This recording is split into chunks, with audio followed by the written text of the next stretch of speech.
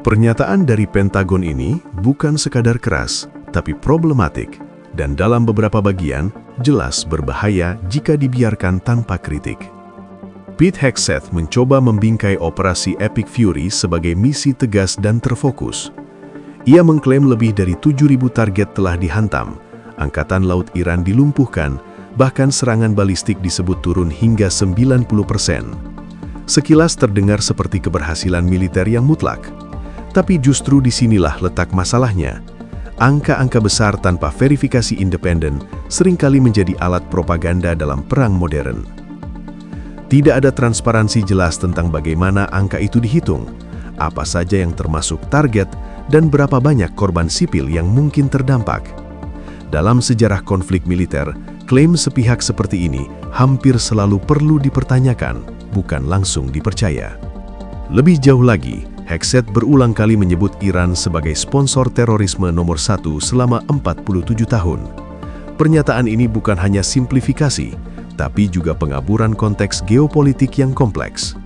Konflik di Timur Tengah melibatkan banyak aktor, termasuk intervensi negara besar, perang proksi, dan kepentingan energi global. Menyederhanakan semuanya menjadi satu musuh tunggal adalah narasi yang nyaman, tapi menyesatkan. Yang paling kontroversial adalah bagaimana narasi ini mulai bergeser dari kritik terhadap negara menjadi persepsi terhadap kelompok yang lebih luas. Dalam berbagai interpretasi yang beredar, pernyataan Hegseth dikaitkan dengan pandangan bahwa kelompok Islam, baik Sunni maupun Syiah, diposisikan sebagai ancaman keamanan. Ini bukan hal kecil. Ketika konflik negara dibingkai seolah-olah berkaitan dengan identitas keagamaan secara umum, dampaknya bisa meluas jauh di luar medan perang. Faktanya, Iran sendiri adalah negara dengan mayoritas Syiah. Sementara di banyak wilayah konflik, kelompok Sunni dan Syiah justru saling berseberangan.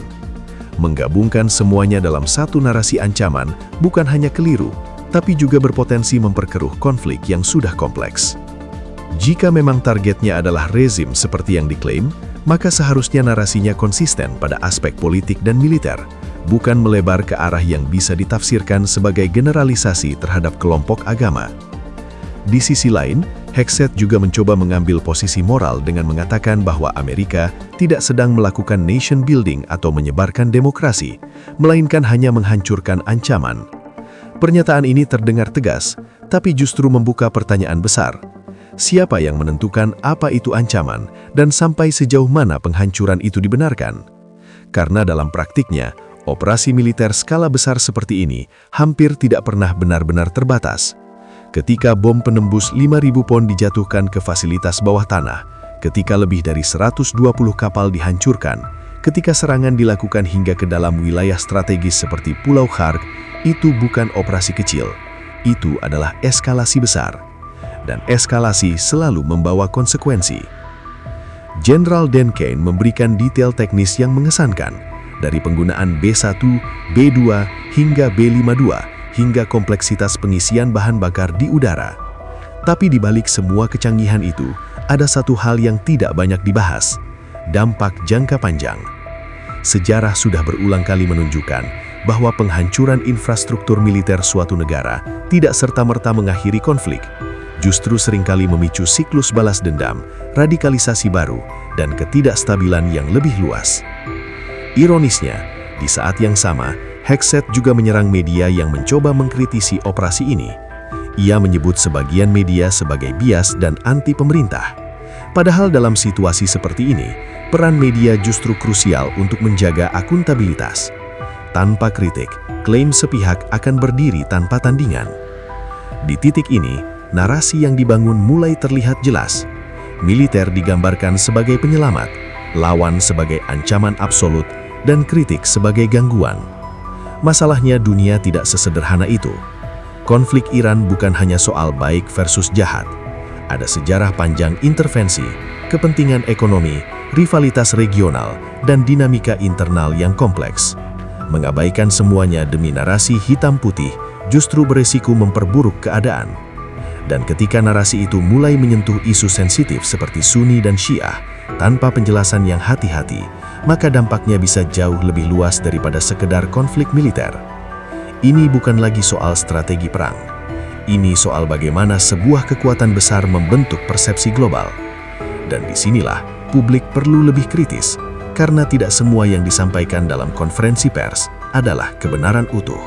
Sementara narasi resmi dari Pentagon terus dibangun dengan bahasa kemenangan dan ketegasan, gelombang respons dari publik Amerika justru memperlihatkan sisi lain. Bagaimana pesan tersebut diterima, dipercaya, dan diperkuat tanpa banyak pertanyaan. Terima kasih Amerika, suatu kehormatan lagi. Menyelesaikan ini adalah hadiah untuk dunia. Kami telah memutuskan untuk berbagi lautan dengan Iran. Kami memberi mereka bagian bawahnya. Pete Hegseth.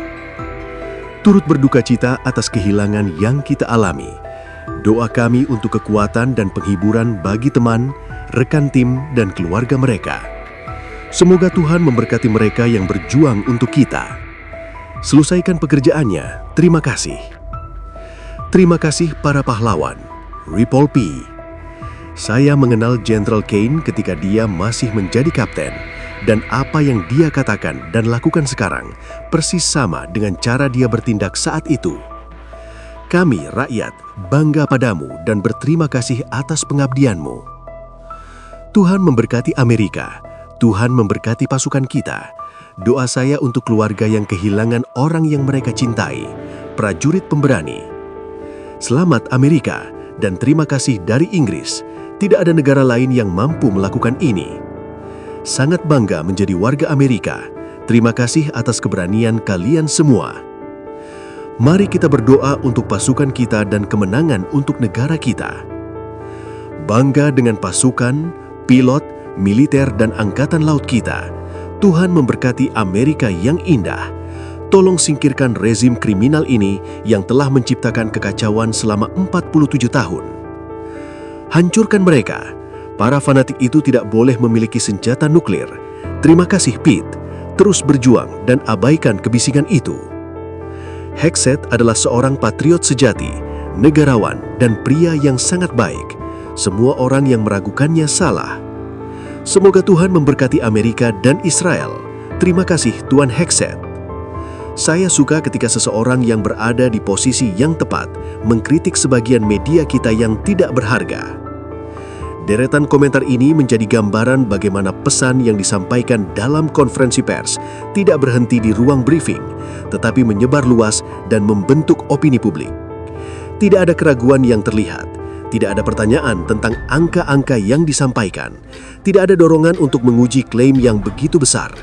Yang muncul justru penguatan narasi yang sama, keyakinan, dukungan, dan pembenaran.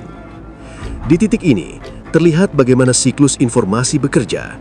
Pernyataan keras dari pejabat tinggi disampaikan ke publik, kemudian diperkuat oleh respons masyarakat yang sejalan, lalu kembali menjadi legitimasi sosial bagi kebijakan yang diambil.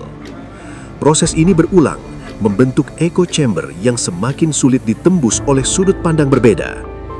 Ketika konflik sudah masuk ke tahap ini, batas antara fakta, opini, dan propaganda menjadi semakin tipis. Apalagi ketika isu yang dibawa bukan hanya soal militer, tetapi juga menyentuh identitas, ideologi, dan keyakinan. Dalam konteks Iran, Sunni, dan Syiah, narasi yang tidak presisi bisa dengan cepat berubah menjadi persepsi yang luas dan sulit dikendalikan. Inilah yang membuat situasi ini tidak bisa dilihat secara sederhana. Bukan hanya tentang siapa yang menyerang dan siapa yang diserang, tetapi juga tentang bagaimana cerita itu dibentuk, disebarkan, dan dipercaya. Karena pada akhirnya, dalam konflik modern, persepsi publik adalah salah satu medan pertempuran yang paling menentukan.